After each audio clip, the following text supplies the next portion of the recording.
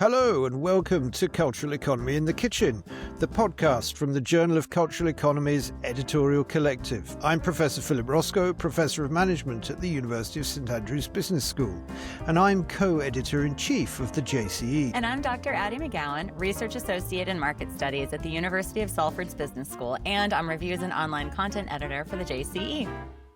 This episode is all about climate, finance and the economy. It's about how financial and economic actors have come to recognise the climate crisis as an opportunity and one that can't be solved without their help. To help us find our way through these prickly questions, we'll be serving up some cutting-edge analysis with a classic Michel Calon vibe. We welcome Dr Matthias Taeger, Professor Daniel Beunza and Dr Robert Dorschel. Let's get our guests to introduce themselves. So, Matthias, can you please tell us about yourself and where you're joining from? Yeah, hi. Thank you so much for having me. I'm Matthias. I'm a postdoc, economic sociology postdoc at the LSE, specifically at the Center for Economic Transition Expertise, quite a mouthful, so typically call it CTEX. And I'm joining from East London, from Whitechapel, from my home. And what have you been cooking lately in your kitchen? Right. The latest dish I've made, actually quite standard pasta dish that I tend to go to when time is short.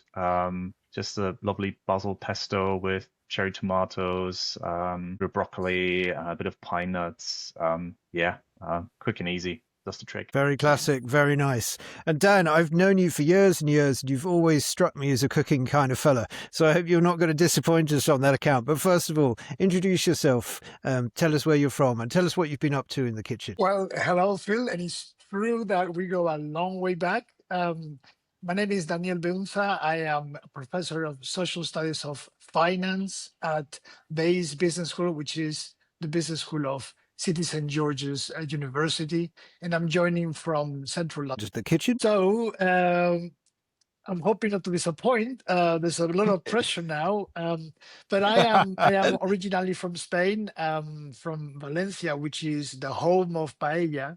And I actually cook a variation on it, which is sort of like a soupy rice with pumpkin and blood sausage that comes from my mom's hometown called arroz caldoso. So that's what I cook for guests. Fantastic. Not disappointing at all. Nice.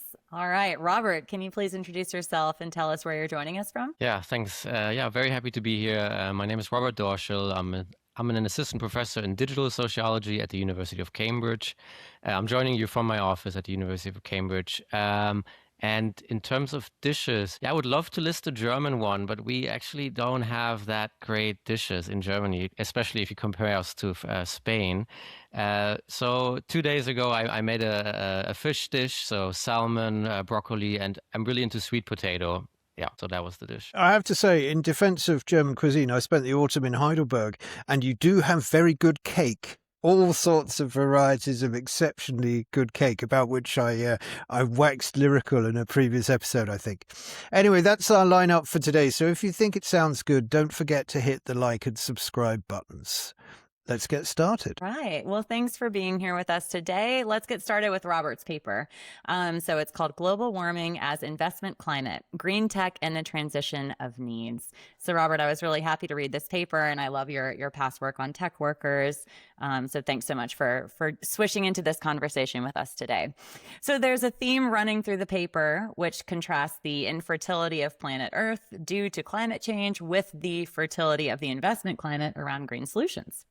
We think that's pretty clever. Give us a bit of the backstory there. How did you become interested in this topic, and what motivated the paper? Yeah, thanks for the question and the interest. I would probably have to go back. I mean, this might be too far, but as an undergrad, I got really into sociology through Boltanski and Chapello's book, The New Spirit of Capitalism. It was kind of really an awakening moment I had. And I think the paper, this one particularly, is driven by that curiosity for where the spirit of capitalism is heading in this new conjuncture that we found ourselves in, that is probably distinct to the one that Boltanski and Chapello describe, I suppose, in the 1990s, late 1990s. And so, at the time I wrote the paper, I believe, or I thought, well, a lot of other people have written on this, including Chapello herself, but that ecological criticisms were becoming increasingly appropriated by capitalist firms. That I guess the paper is also driven by this interest in how critiques of capitalism again and again, it seems to be a never-ending story, serve as source for a rejuvenation of capitalism and also an expansion of economic logics, if you like Marxist terms, for commodification processes. And so I think that's really where the paper originates from. Thanks. And so in case anyone doesn't know who's listening, what kinds of things are we talking about when we use the phrase green tech? What are you referring to? Yeah, thanks. Yeah, so I stick pretty close to the self-classifications of firms, basically looking at firms who claim to be addressing ecological issues or climate change, broadly speaking, through business processes, through firm activities in the economic field. I just kind of followed the actors here, sticking to La Calon, and followed their discursive classifications. So, just jumping back a little bit. First of all, I'm very impressed. It's a proper intellectual that reads Boltanski and Chapello as an undergraduate and goes, yes, this is my career. This is what I want to be doing. So props to you on that one, because I certainly didn't. But this wonderful idea that they have of capitalism, sort of, I think the phrase is metabolizing critique or something like that, isn't it? That it's munching up criticism for its dinner and growing fat on it, which is a wonderfully sort of fecund cultural economy in the kitchen metaphor. But I mean, it speaks to both these papers, doesn't it? Just to bring Dan and Matthias into the conversation as well. This is not a dissimilar thing to what's going on in your study. Yeah, in a way, what I find, what is particular perhaps about the main concern of our paper is that this, if you will, expansion and this gobbling up of critique can also, in a way, backfire, if you will. So there's a almost a mutual gobbling up. If we think about the clean tech industry as kind of Robert, you even described it in your paper, something as the forefront, kind of the frontier of capitalism expanding into these new green territories, then our concern with climate risk in finance is about the reconfiguration and re-understanding of kind of the heart and the engine room of finance in the context of climate change and the climate emergency. Daniel. Well, if I can add to that, and thank you, Matthias, there's a slight, let's say, twist in our paper relative to the story of capitalism being able to capitalize on this crisis, which is that Matthias and I were coming into the nexus between finance and climate 15 years after the beginning of the sustainable finance revolution, the growth of ESG investment. And so we were coming at it from a position of dissatisfaction with, if you will, the first sort of like big attempt at capitalizing on environmental concerns from a financial perspective. And so what we were very intrigued by is that this time it was not just a move by financiers and bankers, but it was a move by central bankers. It was a move by the people who are tasked with taking away the punch bowl from the party when things are getting too rowdy. So we thought, hang on a second, this is different from what we have seen so far. This is different from ESG. And so that was our point of departure. Okay, I guess it's a slightly different context then from Robert's piece, which is examining still very much that frenzy. The question really that's animating your paper, I think, Robert, is how do private firms position themselves or become accepted as the natural actors to solve climate change in the first place, which is maybe your phase one that you're talking about there, Daniel. We'll come back to the details of the sort of transition a bit later on. Yeah. So So your answer, Robert, involves the discursive work that these firms carry out, and you find that in job advertisements. So even before we get to what this work is, that seems to me a really interesting methodological take. Tell us a bit more. Yeah, thanks for the question. Yeah, maybe just taking one step back and then the step Of course, forward. yeah. I also thought when I read the paper by Daniel and Matthias that this is kind of a broader theoretical perspective, and my paper provides one empirical gateway into that kind of that is outlined. In terms of job adverts, somehow I'm a big fan of them. So I already in my research on tech workers, I kind of relied on them to study how professional fields emerge, like data science. So I do think job adverts are an interesting one because it's kind of this nexus between representations of the firm and then also representations of workers, or we should rather say imaginations of workers. And I think hence these job adverts, firms on the one hand, they present themselves like their ideal versions, how they want to be perceived by others. And then they construct workers, they talk about their work culture, or they outline their imagined idealized work culture. So I think you get a lot of information on, on kind of moral self positionings of firms. And I think because we're talking about the climate crisis and it's such a highly moralized issue, I think job adverts are a good entry point into this dimension of the social. So I relied heavily on them. I also looked at the websites of these green tech firms. In general, I think the discursive dimension, if I had to defend this, because if you are a genuine science and technology studies scholar, you would of course not just rely on the discursive dimension, obviously. But I think in this case, it carries a certain relevance, because if you're dealing with highly moralized social fields, then discourse plays a big role to allocate resources and determine which actors are legitimate and which are not. Yeah, I love that. And you make the point too that both types of materials, so the job adverts and then kind of the broader, the websites and the marketing materials of these firms, they can exert the performative effects in the sense of shaping perceptions and expectations about green tech workers and the firms that they represent, which I thought was really, really interesting. I don't know quite how to respond to the swipe of if you were a proper STS scholar. We're all cultural economy flaneurs here, you know.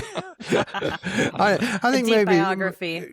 I don't know. Maybe Dan and Matthias would categorize themselves as something more serious in that regard. I'm not me. I'm just a chancer. I see. Okay. Well, I think most people in this room are more. They have more chips in this theoretical field than I do. I just have a few.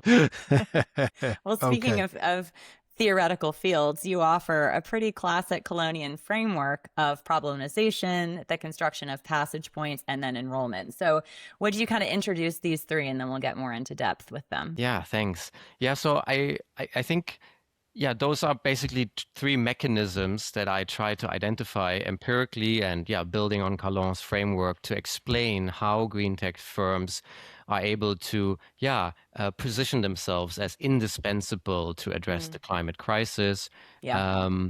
And I guess maybe now providing again some more backdrop and moving deeper into the theory talk. I mean, I think this paper was also for me and kind of an exploration of working with Calon. So I have read his papers, but a long time ago, but I've never really deployed him much. I've always worked more with Bourdieu to analyze and others, but kind of this Bourdieusian field, worked with his tools to analyze economic processes. And then I did have the feeling that for this climate field, but maybe also in general with economic processes, there's really a benefit of having concepts that, I just noticed Bourdieu has had his limits for this project, so I pivoted to Calon.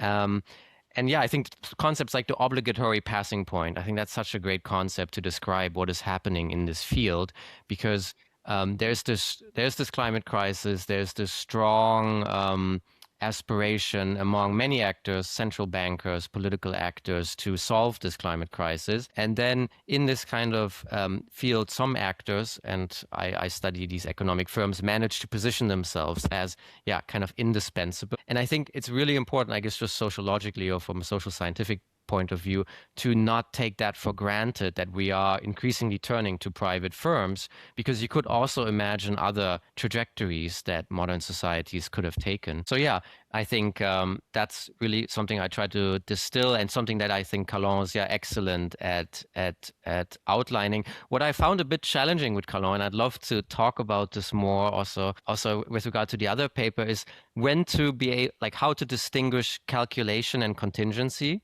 among actors, how to differentiate that. That part I did struggle with, especially deploying Calon like deploying his concept methodologically. But so far from my side. So Dan, would you like to come in there, because you've got a long history of some quite important work, if I may say, about performative work, and some of your papers with Fabrizio Ferraro from a few years ago, whatever, are real kind of key points of reference in this domain. So help us out. Well, I think that Calon is just a really helpful framework to think through all this very complex development around sustainable finance, green tech, and to the point that as much as I tried to theorize what was going on with my collaborator Fabrizio Ferraro back in the day, I think that the importance of Calonian processes, and specifically processes of translation, which is what Robert is also looking into, I just think that it really, there's a huge potential there that it hasn't really been taken advantage of. I mean, for Matthias and I, what we see is very strong parallels to Robert's application of the translation framework in the case of climate risk. But it's also interesting to look back at what was happening before efforts to develop climate risk. And so the sort of like the basic ESG framework going back all the way to 2003, 2004, you can see very clearly that there wasn't a careful understanding of, okay, how is this new agenda going to really help the actors that we are trying to enroll? And so I think that this was understood a lot better when it came to climate risk. One way of thinking about it is that it's sort of like it's a real improvement on ESG. And I think that what Robert is saying is a similar dynamic. I think what the real value of the Calonian framework in our case is kind of one of the key arguments that our paper also tries to make, and it's especially interesting in the context of Robert's paper, actually, where Calonian framework really can tease out the problematic formations of economic relations in the context of green tech sector, and kind of a reproduction of capitalist value systems and relations.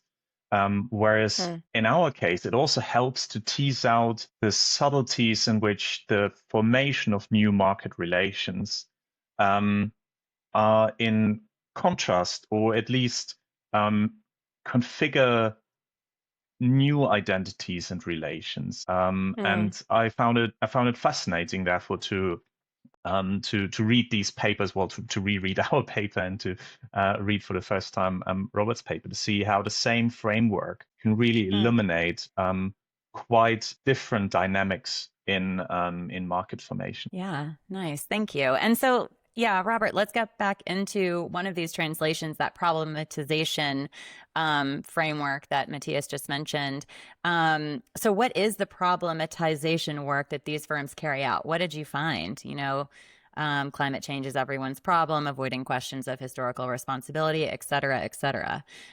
Talk us through that a little bit. Yeah, thanks. I guess one point the paper is trying to make is that the problematization has different, dimensions. On the one hand, the ecological one, but there's also the economic and the moral one. So really what these green tech firms are so good at is tapping into, I guess, the hybrid, the multimodal aspirations of various actors, governments, workers, who always have different aspirations. So let's stick with workers, for instance. So young graduates who want to enter the world of work, they're not just looking for a certain amount of economic remuneration, but also a certain purpose. So something that these green tech firms, if you look at the job ads, are so good at is catering to both of those aspirations at the same time, and thus really enrolling graduates in a very meaningful, probably very impactful way. So that's and here again, I think this enrollment concept also so great. I love working with it because I think it really captures maybe also this kind of emotional affective dimension that's kind of present in economic markets, especially when it comes to hiring processes. But the kind of problematization, it also takes place at the structural level. So a lot of the self-presentations of these firms and the problematizations that they classify on their websites, they're also targeted at venture capitalists. So what really characterizes the startup industry is that it kind of in its presentation, in its, I guess, self-identification, it always thinks about how to appear attractive to venture capitalists, because that is the lifeline that they constantly need to be looking for. And so here they are keen to present their technologies as singular, as allowing to scale, as allowing to build monopolies. They don't use that word, but as allowing to kind of establish crucial positions in markets where you can't get around. These green tech firms, I think they're extremely discursively talented at tapping into moral, economic dimensions and aspects at the same time. Yeah, there's a really nice little example in the paper of a firm that's using a quotation from is it the Wall Street Journal or the New York Times, one of the big imprints, where the journalist has written that it could well be that this is the next Oracle or the next and imagine trying to do business without the infrastructure of Amazon Web Services or something like that, and you have to marvel at the work that the PR department had been able to do to get the journalist to kind of believe in and articulate this story. And then of course it's reproduced as credible fact because it's in a major news outlet. I wonder, I mean, we're all chattering away about Calon and Colonian and whatever, and I just to take a little kind of step back, because maybe not everyone who's listening is a scholar of STS and market studies, might not be so familiar. So just to say who Calon was. I mean, Calon was perhaps one of the most influential social scientists in our field, in the social sciences generally, in the later years of the 20th century. He gave us a toolkit for understanding how markets are produced. And this is the central takeaway that we're all taking for granted. So it's worth saying that markets are always in the making. They're not settled. They're not certain. We're schooled by basic economics to think that markets are just givens that pitch up, but in fact they're the result of really, really hard, laborious processes. And most of what we're doing as a scholarly community is unpacking those processes. Having said that, and hearing Addie struggle with problematization even before we get to intéressement and agencement and all of these other things, he does go a bit large on the jargon. And there's an exchange in the JCE between Calon and Alvin Roth, the Nobel Prize winning economist. And Roth sort of says, "Easy on the jargon, Michel." And Michel says, "Well, if there's not a word for what I want to say, I have to make a word up," which is all very well. But I think I'm with Roth on one of them. Anyway, for those who didn't know, this is what we're talking about, and what we've got today is two very different, fascinating studies about these various aspects of Calon's theory and practice, leading to this notion of intéressement or enrollment, which Robert was just talking about, the making of effective and economic ties between firms, investors, and employees. So excuse me, but I thought it was a necessary segue. Why, thank you, Professor Roscoe. Thank you for the lecture. Yeah, we edit it out afterwards. Professor Charlie will put that on the spike. We'll get back to the interesting stuff. No, we're keeping that one in. And these words are all fine and good when you can write about them, but when you get enrolled in a podcast, you have to learn how to say them. So, bear with us on that. So I guess to wrap up with Robert's paper, this all sounds, as you kind of alluded to, a bit Silicon Valley saves the world, in your analysis. Are there some of the same kinds of discourses at work here in green tech, which I feel like you've said that there are? So you suggest at the end of the paper that green tech firms simply reproduce the modes of thought and economic structures that have caused climate change in the first place, which we've kind of alluded to in the beginning. So then what happens to other modes of thinking and other kinds of emancipatory ecological ambitions? Yeah, that's a good question. I mean, at the end, I did write that somehow these green tech firms appear to be lost in translation a bit. But I think if I was to write that paper again, I would probably close differently. I almost regret the conclusion in some way, because I think, especially now, maybe it's also the conjuncture that has changed, but I feel like it is worth contemplating from a normative perspective, I guess, but which should also have theoretical repercussions, isn't like maybe to also appreciate, and maybe that speaks to what Philip said, appreciate market achievements, to appreciate some of the efforts more of green capitalist actors, firms, because my paper really focuses on I guess, unearthing how they reproduce established power knowledge relations, how their actions are, I guess reproduce capitalism, reproduce an economic system that is largely responsible for the climate crisis. But I suppose, well, I don't know, this might be a blunt statement, but it's better to have green capitalism than not no green capitalism at all. I think that's increasingly the I guess normative perspective I have gained in recent years. Since the paper has been published, there is a backlash against ecological ambitions, also by capitalist actors, and so I do think maybe as social scientists we do have to maybe critically ask ourselves if it's always if this focus on how economic actors, well, when they appropriate critique and when they try to channel it into market solutions, if we should always just focus on the reproduction of power, or maybe we should devote more focus to the, I guess, potentials for emancipation. So I regret not having focused on that more in this paper at the end.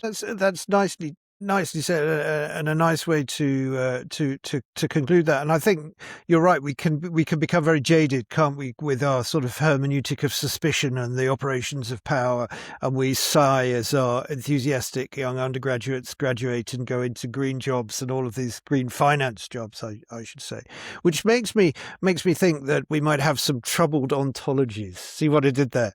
And our next paper is Matthias and Daniel's Troubled Ontologies and Economization Approach to Climate Risk and Its Politics. So we've come across climate risk already in this series. We had Stine Engen and Kristin Asdal on the podcast back in episode 6, and they were talking about how climate risk is constructed through policy documents and roadmaps. But I'm still not sure, although I think they made a good attempt at explaining it, I'm still not sure that everyone really understands what climate risk is. So I'd like to start there. Can you tell us, please, what climate risk is and why, which is a sort of setting off place for your paper, so many colleagues in political economy have hostile things to say about it? Happy to give it a shot. And shout out to Stine and Kristin for bringing attention to this, in our eyes, really important empirical phenomenon of climate risk. So climate risk in finance is typically thought of as climate-related negative effects on asset prices, asset value. The market typically differentiates, by and large, between two different kinds of climate-related risks. to company value, etc. One is physical risk. So you might have a flood somewhere that disrupts the supply chain, that sends stock prices south. That's one type of climate risk. The other type is so-called transition risk that the market understands as any kind of societal reactions to climate change. That could be consumption habit changes, that could be policy changes, could be low carbon technology changes, and that might, for instance, I was born in Munich. That's car central. So obviously the internal combustion engine is massively being challenged by electric cars, for instance. So that would be a type of transition risk example. So to be absolutely clear, climate risk is financial risk. It's risk to asset values, not risk to the fact that the sea might come up and there might not be cities anymore, or those things, of course, lead to asset value risk, but it's not what we're talking about here. So why do colleagues in political economy have lots to say about this idea? Yeah, Daniel, do you want to take that on? Or Go ahead, Matthias. So in a way, it really relates to what we're talking about earlier. There's this almost odd alliance between orthodox economists and some political economists in their conceptualization of the market as what Michel Collin calls the interface market, which exactly does not do what we all do, understand market as cultural, right? As produced, as constructed, as achieved, and therefore as contingent. So there's this conception that climate risk either just necessarily reproduces the power hierarchies baked into financial market governance, central bankers just being in bed with capital and only protecting the interests of capital owners, or markets just not really functioning as proper risk management devices. We've all seen that in financial crisis, right? They fail, and especially in the context of climate risk, surely they cannot cope with something that is as deeply trenched in uncertainty like climate risks. Either way, markets are just doomed to fail or to reproduce the inequalities that we're already seeing today. But a performativity take might look a bit different, Dan. That's what we're trying to convince our readers of, exactly. And Daniel, do you want to come in at this point? You go ahead. I'll come in. I'll come in when I'll come in. Okay, sounds good. The wisest thoughts are always rationed, aren't they, Daniel? Yeah. So a performativity approach and understanding of markets really sets out by trying to understand what actually is the configuration of actors, but also devices, right? Devices are such a central concept within Collinian thought, and that could be, for those not familiar with thought, it could be anything from a mathematical formula to an actual physical prop, like a Bloomberg terminal in the context of a financial practitioner, right? So, the question is, what is this formation of different actors and devices giving rise to? What is it actually producing, and how is it changing? What is it achieving? And we tried, obviously, our papers, theory papers. It's rather light on empirics, but the underpinning empirics, a lot of them come from my PhD work, which I've been conducting between 2017 and 2021 in the field, and are also enriched by continuous work. Should we talk about that in a bit more detail? Because actually, I think you're a bit harsh on yourself there. I think there's a lot of detail in the paper, and it's interesting, and it makes the point in a way that these more abstract discussions about things being performative and devices and what may not be. So you've got these actual episodes, actual things. I mean, we could think about. Tell us about the carbon tracker in 2011 and this notion of stranded assets that's appeared. This is all about what's it doing. Yeah, so that's widely considered as one of the one of the many birth moments, so to say, of the climate risk discourse, where a group of actually financial market practitioners came together, later formed a think tank called the Carbon Tracker Initiative, which is still operating and still quite established in the field, released a report arguing that if the world is really serious about limiting global warming to a certain safe operating space, let's call it, then oil companies simply cannot sell all the reserves on which basis they're being valued on. So they become what Carbon Tracker called stranded assets. And the idea behind this initiative was that we can kind of we can bring this devaluation, this inevitable devaluation that we'll see once policymakers actually introduce rigorous and stringent climate policies. We can bring that into the present. So we can make this devaluation happening already in the present to employ financial markets as a force for good. That was the intention, and they really created a vocabulary, and that connects kind of with the focus on the discursive dimension of market creation. I think that Robert highlights. So I mean, it's like Robert's example, isn't it? The first step of this is kind of this is talk, and you say they begin to unsettle relationships between financial market actors and the planet's climate. But we need some devices and some technologies, and you get your task force on climate related financial disclosures, better known as TCFD. That's right.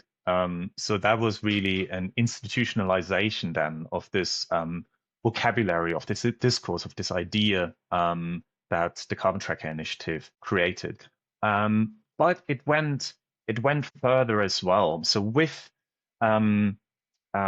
this enrollment of quite powerful actors, TCFD was set up by the Financial Stability Board, so the financial markets watchdog. With proper state authority looming in the background of what this private industry-led task force would do. So there came there was a price basically attached to the enrollment of these powerful actors, right? And that price was we can no longer only think about devaluation of carbon majors. We now have to think about climate risk more generally, as you pointed out, Phil, as any risk to financial assets, financial values. So this elevation of the climate risk discourse to almost quasi-regulatory power came with a reframing. That this enrollment of these new actors, central banks, the TCFD, required. And then we get the final stage, which we don't really have time to dip into. The network for greening. I love these names. The network for greening the financial system, which is as far as I can see, a sort of think tank agency whose job it is to do modelling.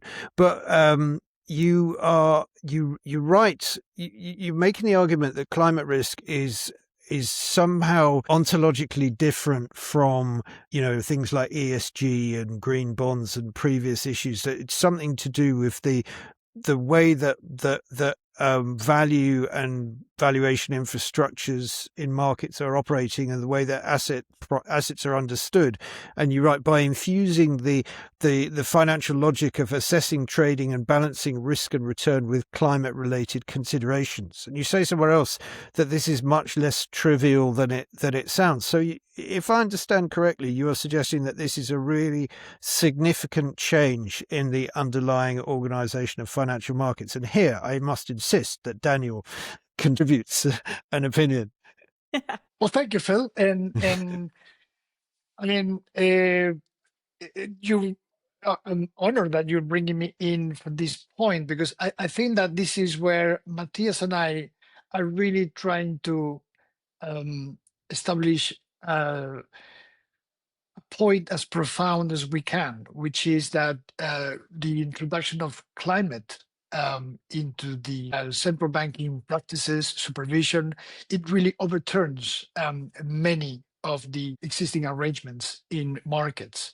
And relative to prior iterations of sustainable finance, relative to ESG, what you have here is you have the vocabulary, you have the data, you have the new calculative apparatus, you have new institutions that are going to be enforcing these practices with their own regulatory power.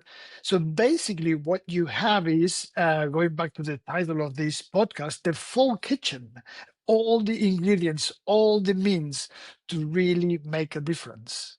And so that's the potential. Now, we're not saying, as followers of Michel Calon, that we know where this is going. What we're saying is it would be premature to conclude that financial markets are unable, that they cannot introduce climate in the central banking practices and therefore build them into asset prices. So the contingency is there. The political forces are there as well. And they are, honestly, when Matthias and I present the paper, they are the elephant in the room. But what I think Matthias would agree with me, can say is that if the political will is there, the elements are there, and the agencement, which is this wonderful word that Calon employs, the agencement has been built. And so we just want to stop for a second and look at this, like I said, wonderful kitchen and say, well, look, it's got all the elements. It's got the information, it has the regulatory power, it has the calculative means, it has a new vocabulary. Isn't that incredible? Yes, it is. It is, but back to you, Matthias. The elephant in the room, as Dan put it, the political will that is the shove that needs to make this whole machine go, the whole kitchen cook, or however you want to you want to express it. That doesn't appear to be there. Perhaps playing devil's advocate. I mean, are you optimistic in the same way, I guess, is what I'm asking. Daniel and I have had multiple conversations about optimism and pessimism.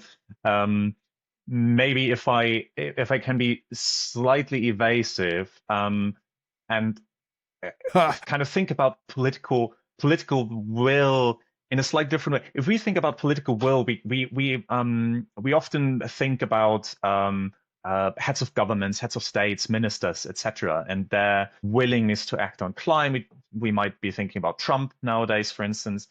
The interesting thing about climate risk is that it operates at least partially in this space that has been actively insulated from these kinds of politics over the past decades, right? The independence of central banks has been one of the major achievements in the eyes of orthodox economists over the past decades. So what we've seen, for instance, is that the Central Bank of Hungary, before the most recent elections in Hungary, has been one of the front runners in terms of bringing climate change considerations into central banking operations, despite a Viktor Orban and a very climate denialist government. So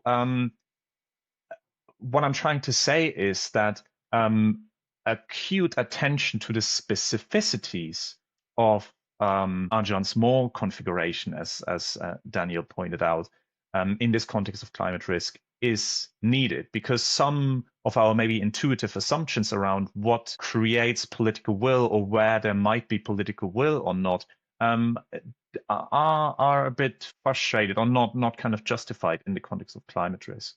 Yeah. Can I come in with a question? Yeah, please. Yeah. So first of all, I love the paper. I love the kind of historical backdrop that it had, and then fleshing out kind of the current configuration in such detail.